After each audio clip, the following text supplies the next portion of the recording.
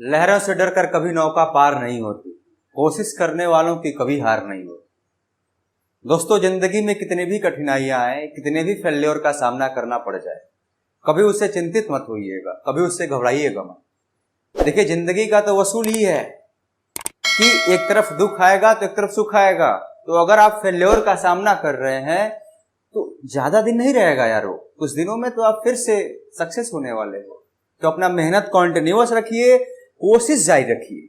हरिवंश राय के इसी कोट के साथ हम लोग अपनी आज की क्लास स्टार्ट करेंगे और समझेंगे कि आगे आने वाले चैप्टर्स में और क्या क्या हमको पढ़ने हैं।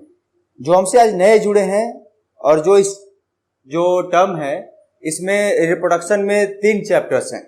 जो पहला मैंने कवर करा चुका हूं आपको, रिप्रोडक्शन इन ऑर्गेनिज्म, और बाकी 2 में से एक sexual reproduction in flowering plant में आज देखेंगे हम लोग एक टॉपिक। ठीक है, तो जो भी जुड़े हैं बच्चे हमसे और जो नीट और बोर्ड के तहत तैयारियां कर रहे हैं, तो वो इससे जरूर जुड़ें और हमारे पिछले वीडियो कंटेंट जरूर देखें, तब इस पे आए ताकि और बेहतर से समझ में आ सके। ठीक है, तो बढ़ते हैं आज के क्लास की तरफ। देखिए, सेक्सुअल रिप्रोडक्शन इन प्लांट जब एक टर्म आएगा तो हम सब क्या सोचते हैं, फ्लावर का जो इमेज है हमारे दिमाग में चलने लगता है ना। यार गुलाब चलने लगेगा किसी के दिमाग में गुड़हल चलने लगेगा, किसी के दिमाग में गेंदे का फूल चलने लगेगा, तो तरह तरह की एक फ्लावर का इमेजिनेशन आने लगेगा। तो इस फ्लावर में सेक्सुअल रिप्रोडक्शन होता है, ये बहुत जब हम लोग जाने होंगे कि इसमें भी सेक्सुअल रिप्रोडक्शन होता है तो हम लोग के लिए एक अचंभित बातें होंगी, है ना। तो आपने देखा होगा, रोज लिया होगा, तो रोज में जो पेटल्स और सेपल्स के अंदर जो होता है एक स्ट्रक्चर, एक बिलोब लाइक होता है ना स्ट्रक्चर, लंबे टाइप के, या फिर अंदर जो उसके बिलोब टाइप का होते हैं, तो वो सारे क्या हैं, रिप्रोडक्टिव ऑर्गन्स हैं फ्लावर्स के। ठीक है, तो आज हम लोग इसमें आगे बढ़ेंगे। देखिए, मैंने एक लेटरल व्यू लिया है फ्लावर का। ठीक है, इसमें देखिए हम लोग आज जो कवर करेंगे वो मेल रिप्रोडक्टिव पार्ट करेंगे फ्लावर का। क्या करेंगे? Male reproductive part. ठीक है, इसमें देखिए स्टेमन जो है ये मेल रिप्रोडक्टिव पार्ट है, जबकि जो पिस्टिल है ये फीमेल रिप्रोडक्टिव पार्ट है। कैसा है दोस्तों? Female reproductive part. ठीक है, तो ये देखिए, ये स्टेमन में एंथर एंड फिलामेंट दोनों आएंगे। हम लोग जानेंगे कि एंथर क्या होता है और फिलामेंट क्या होता है। ठीक है, और भी टर्म्स इसमें जो आएंगे आज सब जानेंगे और अच्छे से क्लियर करके जाएंगे। शॉर्ट टर्म में अच्छे समझेंगे, इसमें कोई कॉम्प्लेक्सिटी में नहीं डालने वाला। ठीक है, तो आगे बढ़ते हैं। सबसे पहले अगर आप एनसीईआरटी खोलेंगे तो दूसरे चैप्टर के पहले पेज पे आपको फ्लोरिकल्चर नाम का एक टर्म मिलेगा। यार देखो, यहाँ पे हॉर्टिकल्चर का ये ऑर्नामेंटल हॉर्टिकल्चर है। ऑर्नामेंटल तो समझ ही रहे हो, हॉर्टिकल्चर मैंने पहले चैप्टर में आपको बताया था कि ये artificial method of vegetative propagation है। ठीक है, तो इसमें क्या होता है, ग्रो किया जाता है, सेल किया जाता है, arrange flower and ornamental plant. इसमें देखिए, आप कहीं जाते हैं नर्सरी वगैरह में प्लांट्स वगैरह खरीदने, उसके छोटे छोटे प्लांट्स खरीदते हैं, उसे ले जाके आप वृक्षारोपण वगैरह सब करते हैं। तो देखिए, उसको ग्रो किया जाएगा, प्लांट को फ्लोरिकल्चर में ही आएगा कि ग्रो किया जाएगा, उसे सेल किया जाएगा। अरेंजिंग एक मतलब कि बेहतरीन वे में उसको क्या किया जाएगा, ग्रो किया जाएगा, और ऑर्नामेंटल प्लांट को बेहतरीन वे में ग्रो किया जाएगा। ठीक है, इतना समझे। और फ्लोरिकल्चर, अब देखिए इसमें क्या आएगा कि प्री फर्टिलाइजेशन, जैसे हम लोग ने उसमें पढ़ा, pre fertilisation, fertilisation, post fertilisation सब पढ़ने वाले इसमें। तो जो pre fertilisation structure and event होगा, उसमें सबसे पहले हम लोग क्या पढ़ेंगे, स्ट्रक्चर ऑफ स्टेमन के बारे में पढ़ेंगे।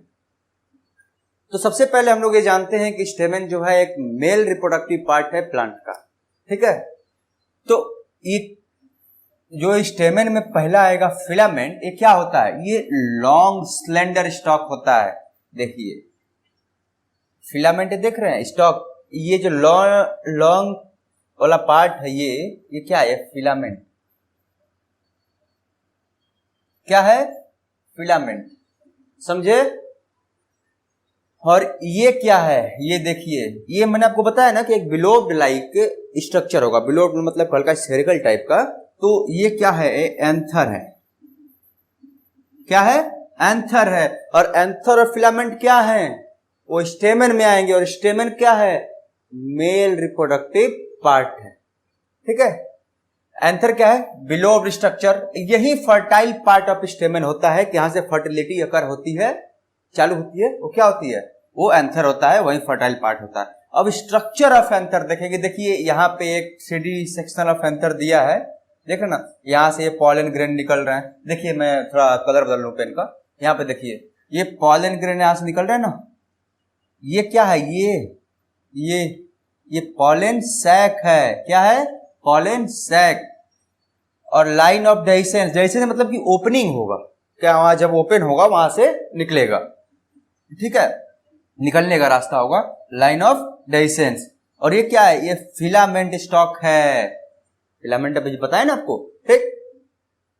तो it is bilobed tetragonal fertile part of stamen. ये टेट्रागोनल है। टेट्रागोनल तो समझ रहे हैं ना, मैथ्स में तो यार क्लास 10 से बहुत पहले पढ़े होंगे, टेट्रागोनल, हेक्सागोनल, ये सब, ठीक है। तो ये फर्टाइल पार्ट ऑफ स्टेमेन है, बिलोब्ड एंड टेट्रागोनल। Have 2 chamber. इसके कितने चेंबर होते हैं? इसके 2 चेंबर होते हैं। Anther lobe, long and cylindrical pollen sac of microsporangia. ये देख रहे हैं, ये क्या है? सिलेंड्रिकल ही है ना पूरा, ये लॉन्ग एंड सिलेंड्रिकल पार्ट, समझे। And rarely an anther lobe has only 1 microsporangium. मतलब कि बहुत कम चांस में ऐसा होता है कि एंथर के पास सिर्फ एक स्पोरेंजियम हो, ओनली 1 माइक्रोस्पोरेंजियम हो, ठीक है। और उसका एक एग्जांपल है ओल्फिया। ओल्फिया एक ऐसा ऑर्गेनिज्म है, कह सकते हैं वैरायटी ऑफ ऑर्गेनिज्म है, जिसमें सिर्फ एक ऑर्गेनिज्म, तो फ्लावर होगा यार, समझ रहे ना, जिसमें सिर्फ एक माइक्रोस्पोरेंजियम सिर्फ एक पाया जाएगा। ये इसका एग्जांपल है, ठीक है। ये देखिए, ये टिपिकल स्टेमेन का फोटो है, और ये फिलामेंट का यहाँ नीचे। इतना समझ गया? कोई दिक्कत? ये देखिए फिलामेंट के बारे में दिया है कि डिस्टल एंड पे क्या होगा? ये एंथर से अटैच्ड होगा, अटैच्ड एंथर होगा। एंथर क्या होगा? अटैच्ड होगा। और प्रॉक्सिमल एंड पे ये पूछता है यार कभी कभी नीट में या बोर्ड में कि प्रॉक्सिमल एंड पे किससे अटैच होगा? तो अटैच ऑन थैलेमस, समझे, थैलेमस अटैच होगा। इतना समझ में आया? बहुत बढ़िया। ये देखिए मैंने आपके लिए एक वो लिया है, एक फ्लो चार्ट की तरह है। जैसे ये देखिए, मैंने यहां से ये लिया पूरा, ठीक है, ये पूरा लिया। ये क्या है? ये जो ट्यूब लाइक स्ट्रक्चर है, ये फिलामेंट है। क्या है? फिलामेंट है। और ये बिलोब्ड लाइक जो स्ट्रक्चर है, ये क्या है? एंथर है। और ये दोनों स्टेमेन के पार्ट है ना, इतना याद रखना। और ये एंथर, ये पूरा एंथर हुआ, ये फिलामेंट और ये एंथर, ठीक है। अब फिलामेंट में देखिए, ये इलोंगेटेड और स्लेंडर होगा। कैसा होगा? इलोंगेटेड एंड स्लेंडर टाइप का, ठीक है। और प्रॉक्सिमल एंड पे क्या होगा? थैलेमस से अटैच होगा। इतना बताया हूं ना, ये फ्लो चार्ट है, एक तरह से आसानी समझ सकते हैं आप। तो जनरली एंथर क्या होता है? बिलोब्ड होता है। एक टिपिकल एंथर जो होता है वो क्या होता है? बिलोब्ड स्ट्रक्चर होता है। अब ये देखिए, इनको ये भी एक आंसर क्वेश्चन आता है कि डाइथिकस क्यों कहा जाता है? तो डाइथिकस इसलिए कहा जाता है, ये देखिए, ये ये क्या है? ये थिका है। ये एक एक लोब में दो दो थिके होंगे, थिका होंगे। तो पर्टिकुलर लोब है 2 थिका, तो इसीलिए इसको क्यों क्या कहता है? डाइथिकस लोब। समझे? कोई दिक्कत? लोब 1 लोब 2 थिका कितने हैं? एक लोब में 2 थिका है, इसलिए क्या हो जाएंगे? ये डाइथिकस हो जाएंगे, ठीक है। बहुत बढ़िया, आगे बढ़ेंगे। ये देखिए, एक तरह से ये यंग कह सकते हैं कि एंथर का है, ठीक है। इतना इसमें कोई दिक्कत नहीं है किसी को। अगर कोई दिक्कत है इस फ्लो चार्ट में तो आप कमेंट सेक्शन में जाइए और जो और पूछिए, ठीक है। आगे बढ़ते हैं। देखिए, ये एंथर का एक कह सकते हैं कि जो यंग एंथर होता है उसका ये फ्लो चार्ट है, और उसके बारे में हम लोग समझेंगे, ठीक है। ये देखिए, ये जैसे मैंने आपको बताया, ये क्या है? ये एक का मैंने ले लिया, ठीक, मैंने एक का ले लिया जो माइक्रोस्पोरेंजिया है। एक इस माइक्रोस्पोरेंजिया, एक यहाँ कितने हैं? 4 है ना। तो मैंने एक लिया। अब इसके बारे में हम लोग अच्छे से समझेंगे। ये देखिए मैंने एक लिया, यहाँ पे भी देख लीजिए, यहाँ पे है, तो ये जो है यहाँ पे ये क्या हो जाएगा, टैपेटम होगा। कौन सा पार्ट, जो ये वाला पार्ट होगा या अंदर से वो जो रिकॉर्ड करता है ये टैपेटम हो जाएगा। और ये जो होगा यहाँ पे देखिए, मैंने ये सेक्शन ले लिया यहाँ से, ऐसे मान लीजिए है, ठीक है, तो ये क्या हो जाएगा, ये कनेक्टिव होगा, ये कनेक्ट करता है, ठीक है, समझे ना। ये एपिडर्मिस हो गया यहाँ से, और ये क्या, अभी इसके बारे में मैं आपको पूरा बताऊंगा, बस पहले देख लीजिए। ये क्या हो जाएगा, एंडोथेलियम हो जाएगा, और ये स्पेरोजेनस टिश्यू होगा, और ये फिर क्या होगा, ये टैपेटम होगा। वैसे ही इसका दिया है तो मैं आपको ये बता रहा हूं, अंदर का ये पार्ट क्या होगा, ये टैपेटम होगा। अब इसका क्या रोल है मैं आपको बताने वाला हूं। और जो मिडल में टर्म है ये क्या होगा, मिडल लेयर, और इसी का एक पार्ट, एक सेक्शन यहां पे लाया गया, ठीक है। ये क्या है, ये टैपेटम है, देख रहे हैं, ये जो बना है ना, ये एक तरह से ये देखिए, ये वॉल की तरह जो बना है, टिश्यू कनेक्टेड है, इसको मैं बताऊंगा आपको अभी। ये देखिए आउटर मोस्ट लेयर क्या हो गया, एपिडर्मिस हो गया, ये एंडोथेलियम हो गया, ये जो मिडल लेयर हो गया जो बीच में है, और माइक्रोस्पोर मदर सेल ये हुआ। एक माइक्रोस्पोरियम होता है, उसमें बहुत ज्यादा 1000 ऑफ पॉलन ग्रेन्स होते हैं, इसके बारे में आगे पढ़ेंगे। तो ये टैपेटम क्या हुआ, ये यहां से जो निकलेगा ये टैपेटम हो गया, समझे। तो एक माइक्रोस्पोरेंजिया का यहाँ पे एक सेक्शन व्यू दिया है, आप लोग समझे। एक एंथर के पास कितने माइक्रोस्पोरेंजिया होता है, 4, कितने, 4, ठीक। अब देखेंगे टैपेटम के बारे में पढ़ेंगे, यार टैपेटम क्या होता है। मैंने यहाँ पे हर एक पार्ट पे एक लगाया है ताकि आप फ्लो चार्ट को देख अच्छे समझ सकें, ठीक है। तो टैपेटम क्या होता है, it is a dense cytoplasm and binuclear multi, मतलब कि यार देखो ये डेंस साइटोप्लाज्म से क्या होता है, डेंस होता है। ये बाइन्यूक्लियर भी हो सकता है, मल्टी न्यूक्लियर भी हो सकता है, समझ रहे हैं। बाइन्यूक्लियर भी हो सकता है, 2 भी हो सकता है, मल्टी 2 से अधिक भी हो सकता है। इसका न्यूक्लियर जो है, न्यूक्लियस, वो अधिक भी, 2 भी हो सकता है, 2 से अधिक भी हो सकता है, इतना समझे। ये क्या है, inner most layer of the, ये इनर मोस्ट वॉल लेयर है, वॉल का जो वहां पे सिस्टम है, देखिए यहाँ पे टैपेटम जो है ये इनर मोस्ट है, ये सबसे अंदर वाला जो होता है वो वाला है, ठीक, लेयर है, समझे, कोई दिक्कत। अब इसका रोल क्या है भाई, कि टैपेटम क्या रोल करेगा, इसका क्या रोल आएगा। तो टैपेटम का रोल ऐसे होता है, देखिए ये पॉलन कीट को रिलीज करता है, जो पॉलन कीट होता है या पॉलन पूरा रिलीज होगा उसको रिलीज करता है, जो क्या होता है, ऑयली भी होता है और स्टिकी चिपचिपा टाइप का होता है, ठीक है। प्रोड्यूस और रिलीज यूबिसच ग्रैन्युअल ऑफ प्रोड्यूस एंजाइम, यूबिसच ग्रैन्युअल जो है यही रिस्पॉन्सिबल होता है एंजाइम के प्रोड्यूस के लिए, ठीक है। तो ये क्या करता है टैपेटम, ये यूबिसच ग्रैन्युअल को प्रोड्यूस करता है, किस लिए, रिलीज करता है, किस लिए, एंजाइम को प्रोड्यूस करने के लिए, समझ रहे हैं। अरे यार समझो कम से कम अच्छे से। अब प्रोड्यूस कैलेस एंजाइम, एक ऐसा कैलेस एंजाइम होता है, ठीक है, ये कैलेस एक एंजाइम है, कौन प्रोड्यूस करता है, tapetum. Nourishment of pollen grain, और भी क्या करता है, पॉलन ग्रेन को नरिश करता है, उनको न्यूट्रिएंट्स प्रोवाइड करता है, समझे। कोई दिक्कत, इतने में कोई दिक्कत हो तो कमेंट सेक्शन में वहीं जाइए भाई, पूछिए, मैं जरूर क्लियर करूंगा आपके डाउट, ठीक। अब एपिडर्मिस पे आते हैं कि एपिडर्मिस क्या होता है यार। इतने सारे टर्म है यार, लग रहा है कि कितने पहाड़ हैं, कुछ पहाड़ नहीं है। आराम से आप देखिए, एक एक टर्म को कंसंट्रेट करके समझिए, मजे के साथ पढ़िए, तब समझ आएगा। ऐसा नहीं है कि एक ही बार बैठ गए आप घंटों पे घंटों पढ़े जा रहे हैं। यार लगातार पढ़ने का कोई मतलब नहीं है कि 12 घंटे 15 घंटे पढ़े जा रहे हो, कोई मतलब नहीं है। एक बुक खोल लोगे और उसे लगातार कॉन्टिन्यूअस रीडिंग करते रहोगे तो माइंड की भी एक कैपेबिलिटी, एक टाइम ऑफ पीरियड होता है यार। ऐसा नहीं है कि 15 घंटे अपने माइंड को लगातार रहो दोगे तो चलेगा। एक टाइम ऑफ पीरियड पे इसको रिलैक्स दो, समझे, रिलैक्स दो। कुछ ऐसे एक्स्ट्राऑर्डिनरी चीजें, अलग की जो चीजें वो करो, म्यूजिक सुनो, इधर उधर कहीं टहल के आ जाओ, इससे क्या होगा, माइंड रिलैक्स फील करेगा, थोड़ा उसको रिलैक्स मिलेगा। और यार गधों की तरह वर्क मत करो ना, स्मार्ट वर्क करो। धोबी के गधे बन जाओगे तो ना घर के रहोगे ना घाट के रहोगे यार, कोई मतलब नहीं है। तो स्मार्ट वर्क करो, कम समय में बेहतरीन करो, समझे, बहुत बढ़िया। अब देखो एपिडर्मिस आ गया। तो एपिडर्मिस क्या है, ये आउटर मोस्ट लेयर है, किसका, एंथर का, और इसके पास प्रोटेक्टिव फंक्शन भी है भाई साहब, जेट सिक्योरिटी है ना। इसके पास जेड सिक्योरिटी है, प्रोटेक्टिव फंक्शन है, आउटर मोस्ट लेयर है ये एंथर का। देखिए यहां पे है ना एपिडर्मिस, एकदम एकदम किनारे वाला है भाई, इसके अंदर कोई जाएगा तब ना, जाने ही नहीं देंगे यार, हम एपिडर्मिस हैं, जेड सिक्योरिटी है, ठीक है। और ये क्या करता है भाई, देखो बता रहा है ना, ये प्रिवेंट करता है कि पानी को जाने ही नहीं देंगे बाहर, ताकि लॉस ना हो, डिहाइड्रेट ना हो, ठीक है। बहुत बढ़िया। अब ये एंडोथेसियम क्या होगा?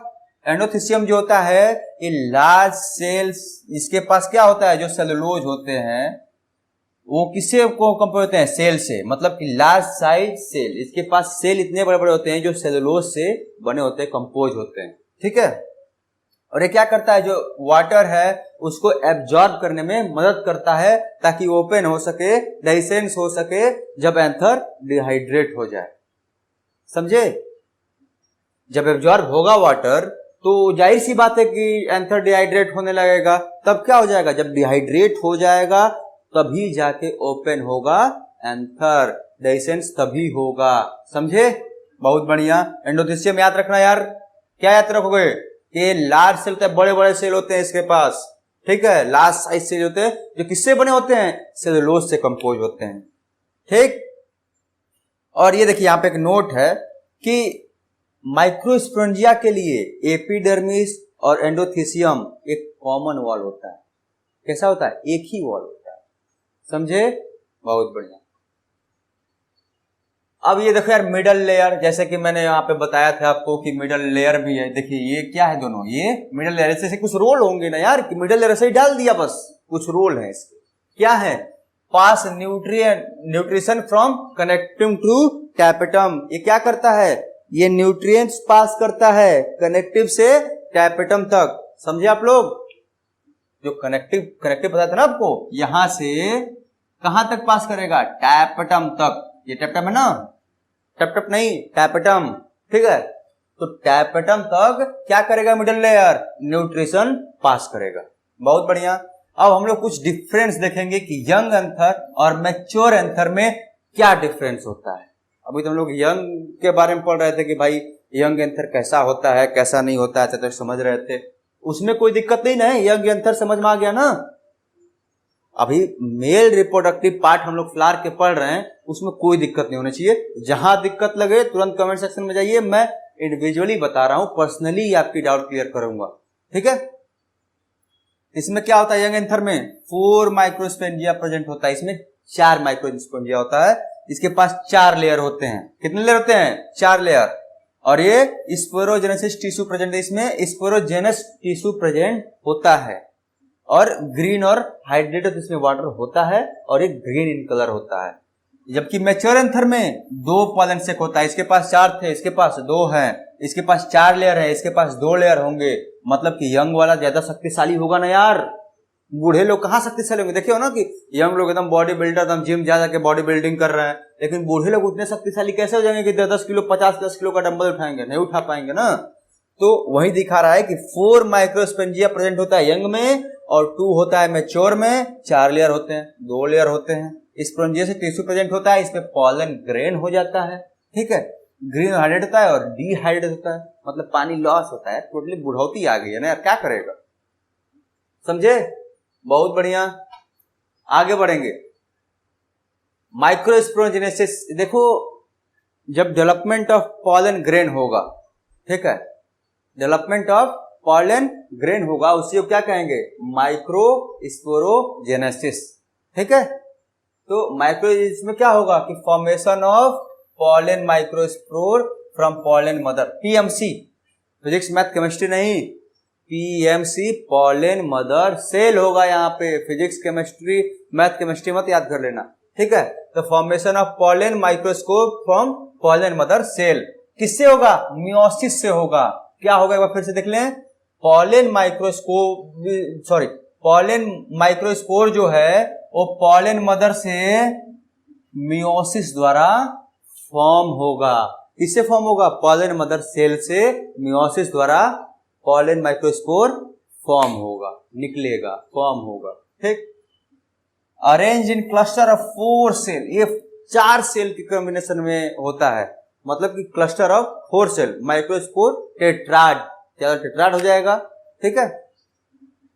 अब जब मेच्योर हो जाता है तो डिहाइड्रेट हो जाता है तो जो माइक्रोस्पोर हैं वो क्या होते हैं, डिसोसिएट हो जाते हैं, अलग अलग हो जाते हैं, ओपन हो जाते हैं, ठीक है, dissociate from each other and develops in pollen grain.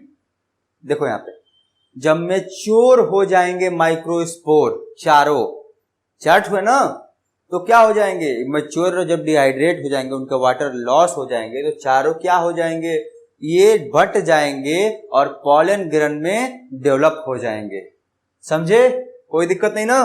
अब ये देखिए, each microsporangium contains thousand of microspores, चाहे पॉलन ग्रेन उसी को बोलते हैं, ठीक है, विच release on opening of anther. मैंने आपको बताया ही पहले ही कि एक स्पोरेंजिया जो होता है, स्पोरेंजियम, ये thousand of microspore pollen grain को रिलीज करता है जब एंथर ओपन होता है, ठीक है, बहुत बढ़िया। अब इसको एक बार ध्यान से देखेंगे पॉलन ग्रेन को। मैंने एक चीज यहाँ पे एक और फ्लो चार्ट डायग्राम आपको बहुत आसानी समझने के लिए बताया है, ताकि आप आसानी समझ सकें। अब कोई कॉम्प्लेक्सिटी ना लगे कि यार देखो मैं ऐसे नहीं आपको बताऊंगा कि ऐसा लगे कि बहुत मेच्योरिटी के साथ, हाई फाई लैंग्वेज के साथ, कोई मतलब नहीं। जैसे आपको समझ आए मैं वैसे ही आपको डिस्क्राइब करना चाह रहा हूं, ठीक है। तो देखिए, represent of the male gametophyte. Male gametophyte को देखो कैसे यहाँ पे डेवलपमेंट होगा भाई, पॉलन ग्रेन का कैसे डेवलपमेंट होगा ये देखेंगे इसमें। देखिए ये माइक्रोस्पोर है, ये क्या है, माइक्रोस्पोर है, जो क्या होता है, हैप्लॉइड होता है, ठीक। ये देखिए वैक्यूल है ना, वैक्यूल भी तो कह सकता है, क्या है, वैक्यूल है, ठीक। और ये देखिए यहां पे फॉर्म हुआ ना जब ये, तो ये वैक्यूल ये हुआ, और ये क्या है, ये न्यूक्लियस है, क्या है, न्यूक्लियस है।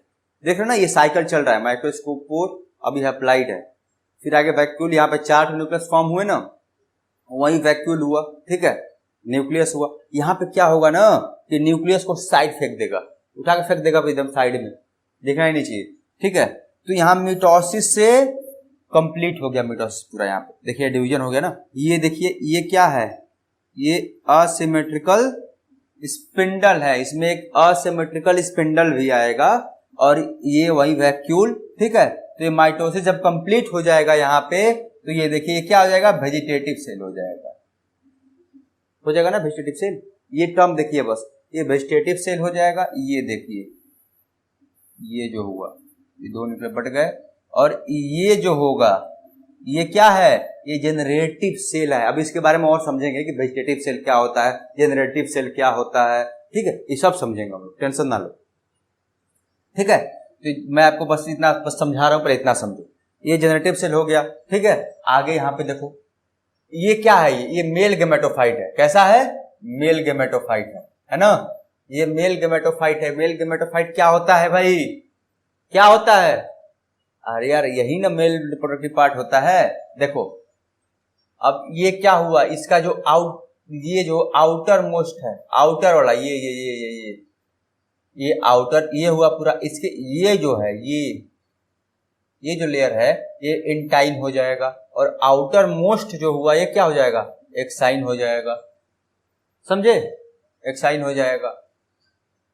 ये क्या होगा, प्लाज्मा मेम्ब्रेन होगा, ये ठीक है। और ये वेजिटेटिव सेल ये अंदर वाला होगा, समझे। और ये ये क्या होगा, ये जनरेटिव सेल हो जाएगा। ये देख रहे हैं दो ठे, ये दो देखिए, ये क्या है, दोनों जनरेटिव सेल है, ठीक है। तो यहाँ पे कितने, 2 मेल गैमेट हैं, ये देख रहे हैं ना, 1 2, ये क्या है, ये जनरेटिव सेल है, और ये 2 मेल गैमेट इसमें हैं, इतना समझे।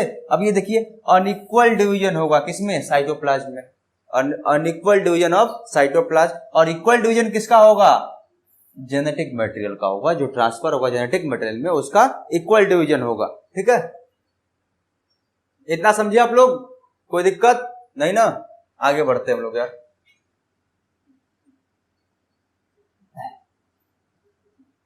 ये देखो यहां पे देखो, अब जनरेटिव सेल क्या होता है वो जान लेते हैं। देखो स्मॉल साइज सेल होता है, क्या होता है, स्मॉल साइज होता है, इसका डेंस साइटोप्लाज्म होता है, कैसा होता है, डेंस होता है यार, घना होता है, और स्पिंडल सेल इसमें होता है, बता दिया मैंने, 2 गैमेट, मेल गैमेट होता है, इसमें 2 मेल गैमेट होता है। जेनरेटिव सेल बताओ ना अभी, देखो यहाँ पे देखो, ये यहाँ पे आओ, ये देखो जेनरेटिव सेल 2 मेल गैमेट होता है, ये अंदर ये क्या है, ये वाला ये जेनरेटिव सेल है, इसमें कितने हैं, 2 हैं, ठीक है, इतना समझे। स्मॉल साइज सेल है ना उसमें, हाँ, और डेंस साइटोप्लाज्म में देखिए डेंस है पूरा। और स्पिंडल सेल, स्पिंडल ये देखो यहाँ पे, ये स्पिंडल यहाँ पे बना था ना यार, ये देखो ये स्पिंडल है, ठीक है, असिमेट्रिक स्पिंडल, समझे। वेजिटेटिव सेल में क्या आएगा भाई, लार्ज साइज सेल होते हैं, कितने कैसे होते हैं, लार्ज साइज होते हैं, बड़े होते हैं, ठीक है। वेजिटेटिव सेल में देख ही रहो कितने बड़े बड़े सेल हैं, देख ही रहो ना, हाँ। और इरेगुलर न्यूक्लियस होता है, इसका न्यूक्लियस फिक्स नहीं होता है भाई, इरेगुलर होता है, ठीक है। और लार्ज फूड, इनके पास फूड जो रिजर्वेंट्स होता है वो लार्ज क्वांटिटी में होता है, बड़े क्वांटिटी में होता है, अपने आने वाले फ्यूचर के लिए यार, है ना। और irregular large produce pollen tube, pollen tube ये बनाता है, सिंपल सी बात है, आप देख ही रह सकते हैं इसमें, ठीक।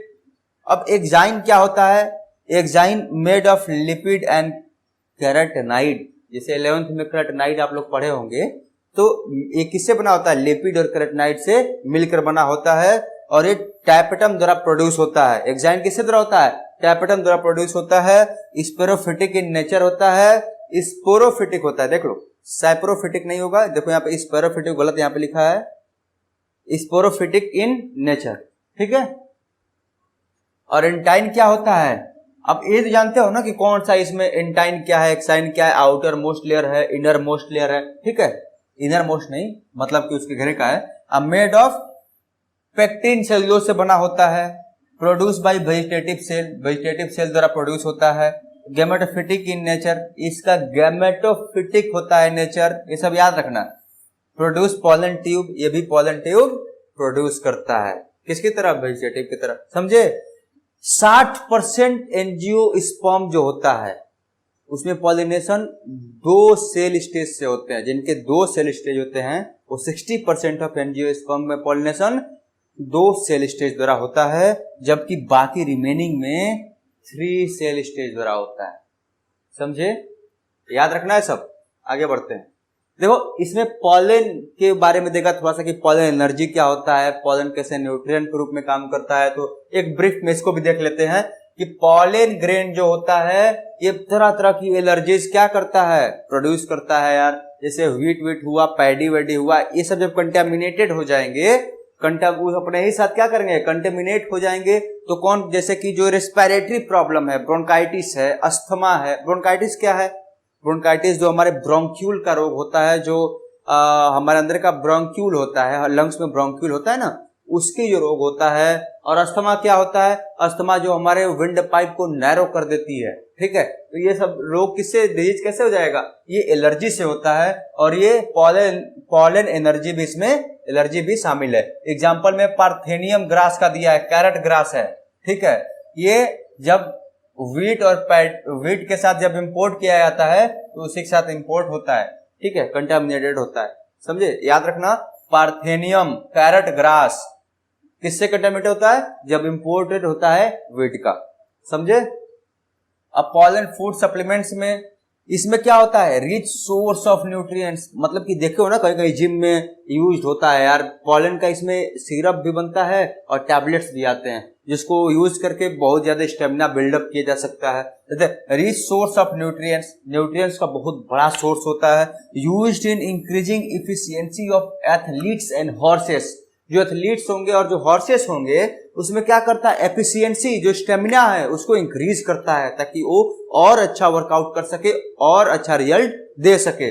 और available in the form of syrup and tablet, syrup और टैबलेट के फॉर्म में अवेलेबल होता है, इतना समझे ना, कोई दिक्कत नहीं होगा, ऐसे इजी है।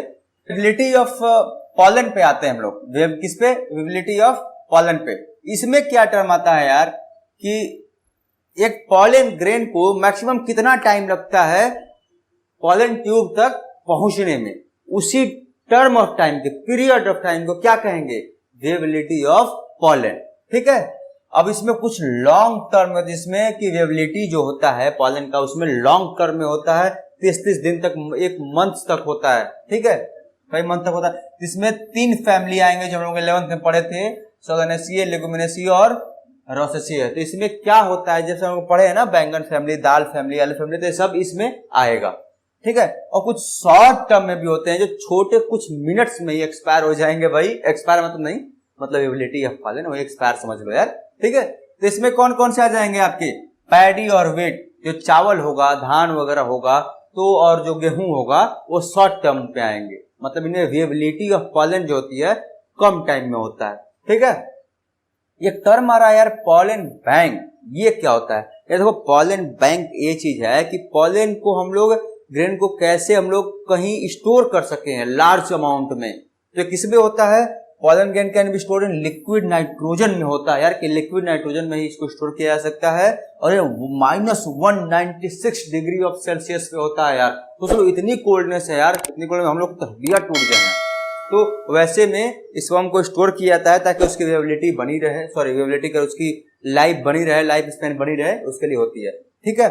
अब इसमें क्या स्टोर होता है, जैसे सीमेन हुआ, जेनोम जो हुआ ना, वही इसमें स्टोर किया जाता है ताकि उसको ब्रीडिंग के लिए यूज किया जा सके, आने वाले स्पेसिफिक जो साइंटिफिक रिसर्च होंगे उनमें यूज किया जा सके, ठीक है। तो यहाँ पे होता है आज का क्लास खत्म, और हम लोगों ने आज क्या क्या पढ़ा, reproductive sexual reproduction in flowering plant, जिसमें हम लोग ने फ्लावरिंग प्लांट्स के पार्ट्स के बारे में जाने कि फीमेल रिप्रोडक्टिव पार्ट क्या होता है, पिस्टिल होता है, और मेल वाला आज हम लोग जो कवर किया वो क्या होता है, स्टेमेन होता है, जिसके 2 पार्ट होते हैं, एंथर होता है और एक क्या होता है, फिलामेंट होता है। और उसी के बारे में एंथर का सेक्शन पढ़े, उसका डायग्राम समझे, फिर आगे पढ़े हम लोग, तो और कई चीजें आगे आई जिसे हम लोगों ने पढ़ा। और किसी को अगर ये सारी चीजें ना समझ में आए तो कमेंट सेक्शन में जाइए और मुझे बताइए, मैं इंडिविजुअली आपकी डाउट क्लियर करने की कोशिश करूंगा। और अगर आपको क्लास पसंद आने लगे और लगे कि आपको शॉर्ट टर्म में अच्छे समझ आ रहा है, तो इसको लाइक और सब्सक्राइब चैनल को जरूर करें, ताकि मैं और भी आपके सपोर्ट से आने वाले वीडियो में और अच्छा कर सकूं, आपको और अच्छे समझा सकूं, ठीक है बच्चों। तो दोस्तों चलते हैं, आज इतना ही, बहुत बहुत धन्यवाद।